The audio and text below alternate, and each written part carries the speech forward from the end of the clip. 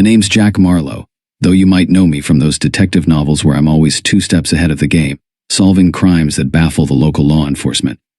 But let me tell you, nothing could have prepared me for the caper I encountered at the mundane heart of corporate America, the mysterious case of the vanishing office cake.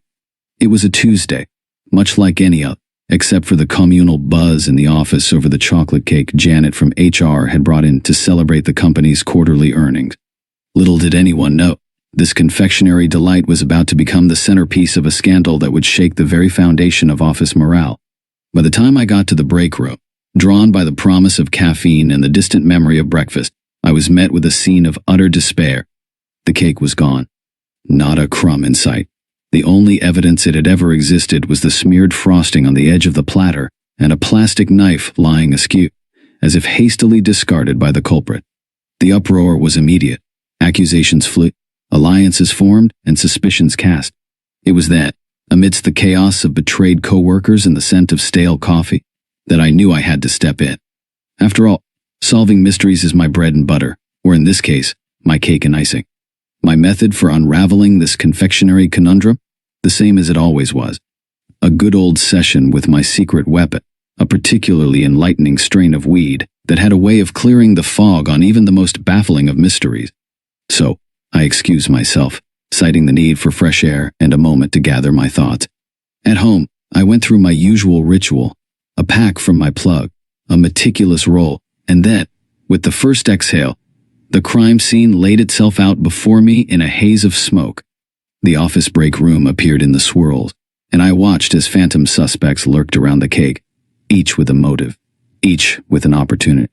First, there was Gary from accounting, always on a diet, always resentful of communal treats he couldn't partake in. Could he have snapped, devouring the cake in a moment of weakness and spite? But no. A quick check of his social media showed him checking in at a vegan cafe across town at the time of the crime. Alibi, solid. Then, there was Sarah, the intern, known for her sweet tooth and her habit of taking souvenirs from the break room for later. Yet, upon questioning, her alibi was bulletproof, a conference call with clients, her voice unmistakably present in the recorded line. Another dead end. The suspects dwindled as my mental fog cleared, until only one remained.